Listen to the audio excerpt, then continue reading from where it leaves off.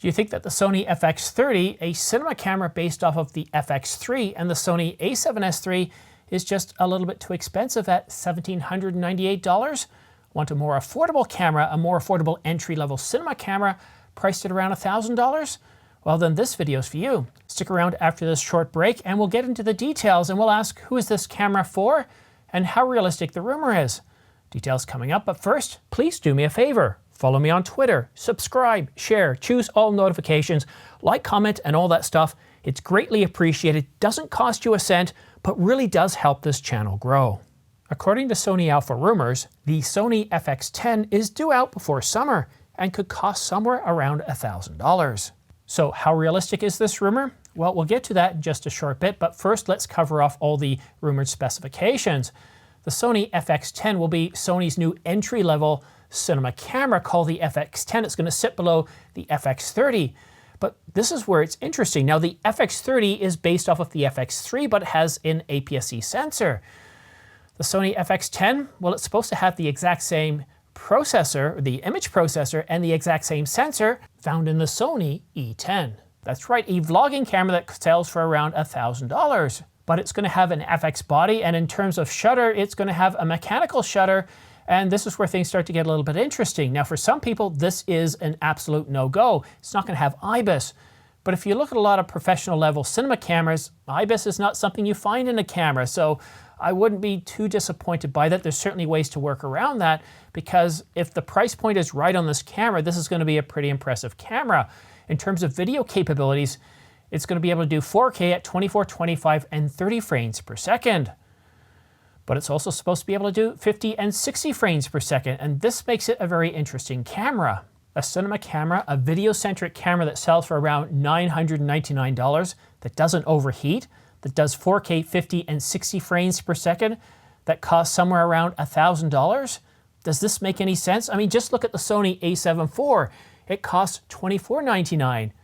A video-centric camera, a cinema camera, an FX10 that sells for around $1,000. Well, Andrea at Sony Alpha Rumors thinks that this is plausible, that if it comes in at around $1,000, well, then it would be a very hot seller. It would be one of the top cameras out there. But does this make sense? Well, here's a look at the Sony a6100, a stills hybrid camera based off APS-C, and it sells for $798 body alone. Then we have the Sony a6400, also APS-C, and it sells for $898, again, body alone. Then there's the a6600 at $1,398, also body alone. And what each of these cameras have in common is that they're all APS-C, and each one capable of 4K 24, 25, and 30 frames per second, but no 4K 60. But these are stills hybrid cameras. I wouldn't really use these as a base price for the camera. The ZV-E10, if real, well, it's going to be competing against other video-centric cameras or other cinema cameras. The Sony FX30 sells for $1,798. It has the same specifications as the Sony a7S III, but instead of having a full-frame sensor, it has an APS-C sensor. And because the FX10 doesn't have 4K 60, doesn't have 4K 120, it's definitely not going to cost more than the FX30. So we have our high-end price of $1,798. Now let's take a look at a vlogging camera, not the ZV-E1, but the ZV-E10. It currently sells for $698 body alone, but is limited to 4K, 24, 25, and 30 frames per second.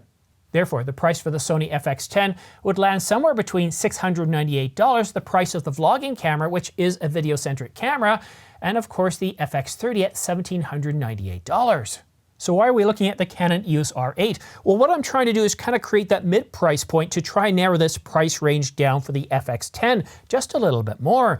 And the Canon EOS R8, it sells for $1,498, but it does 4K 60. What the Canon EOS R8 shows us is that if you're looking at a camera with 4K 60, a price point of around $1499 certainly makes sense. But that's only a few $100 less than the FX30, and I think it wouldn't make sense for Sony to place the FX10 just a couple of $100 at $1499, a couple of $100 less than the FX30. No, I think it's going to be a little bit higher than that. I don't think it's going to be around $1,000. I think where the price point for the FX10 is going to be, if these rumors from Sony are real, if it's pointing to a real camera that we're supposed to get before summer, I think a price point, a price range of between $10.99 and $11.99 is more realistic. It could even go up to $12.99, but that's $1,300. I certainly think around $1,200 is a good price point for this camera. So who is the FX10 aimed at? Well, I can definitely see two potential use groups. The first is, well, me, hello, right here. If you want to start a YouTube channel, or if you just want to play around with vlogging, if you just want to go anywhere camera, well then the FX10, it's not that much bigger than a standard camera, but one thing this gives you, well, two things it gives you. One is, well, the ability to record unhindered by any sort of record limit or overheat limit, and that's a big deal about these cinema cameras. They're built for that. And if you want to record endlessly for many hours, well then you can usually with an adapter or some sort of pack, plug it into the mains or even to a battery pack so you can record extended. But the other scenario that the FX10 would be good for is corporate use. If you're capturing videos for social media for your YouTube channel, or perhaps you're recording presentations for posterity, see how well you're doing to rehearse for that presentation. Maybe you want to capture it for interviews or even depositions. So granted, it doesn't have IBIS, but it does do 4K 50 and 60 frames per second, and that's a pretty big deal. It does have a mechanical shutter.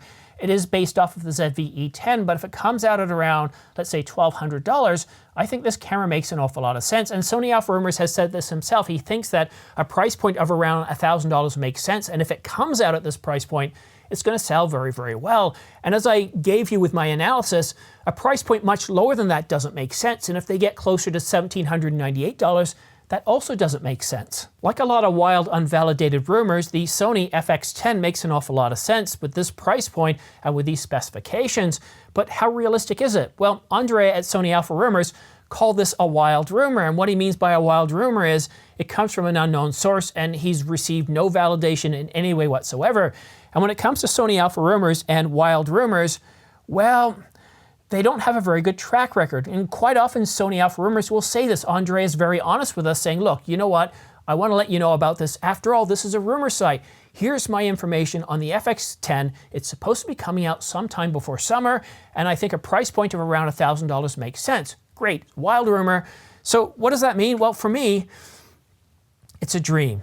It's an idea. It's something to hope for, but I wouldn't count on it. A camera, a cinema camera, an FX10 that sells for around $1,200, to me, that is very, very powerful. Now, if you're living in the United States, then yeah, there's plenty of other cameras you can choose from, and yeah, it's not that big of a deal. The FX30 at $1,798 still makes a lot of sense. But if you leave the United States, you go to Europe, the United Kingdom, Canada, New Zealand, and Australia, Malaysia, and other parts of the world where you have to deal with tariffs or an exchange rate, well, you're no longer looking at, let's say, $1,200 or $1,798. That $1,798, for example, in Canada, now jumps to $3,000. And these factors make these cameras a lot more expensive outside of the United States. So a Sony cinema camera priced at around $1,200 US, with these specifications giving us up to 4K 50 and 60 frames per second, well, it would be a really big deal outside of the United States. So I do hope that this is real. But what do you think? What do you think of these rumors from Sony Alpha Rumors on the FX10? Do you think they're real? Do you think it's going to happen? Or do you think it's going to cut into the Stills hybrid line a bit too much? And of course, what about a refresh of the A6400, the A6500, or even an A7XXX? There's an awful lot on the table here, isn't there? But if you want to stay up to date on all the latest camera news and rumors, then do yourself a favor as well as me. Go ahead and subscribe and choose all notifications. Now, subscribing really helps this channel out. It helps it grow because it gets me recognized by more vendors and more opportunities to help this channel grow. But by choosing all notifications, what that does, as soon as I publish a new video, you'll get notified so that way you can stay up to date on all the latest news and rumors. Just check your junk and spam folder because a lot of times these emails come in there. Now, for all the other minor news and rumors from all the other camera makers out there, if you want to stay up to date on those, for stories that aren't quite big enough to have their own separate video, well, follow me on Twitter because I tweet all those out to my Twitter channel. But that's it for now. Thank you so much for tuning in. Have yourself a great week. We're almost halfway through now. We're at the hump point. And I'm hoping for a slightly warmer week. We had really hot temperatures last week, 83, 84, 85 degrees Fahrenheit for the better part of a week. The weekend, it got really cold down to about 77, 75 degrees. And yesterday, it snowed all day. What a we live in a wild and crazy extreme here, so depending on where you are in the world, I hope you're having a nice warm week. I hope you're having a great week. But thank you so much for watching. Don't forget to subscribe and choose all notifications. But that's it for now. Thank you so much for tuning in. We'll see you again soon.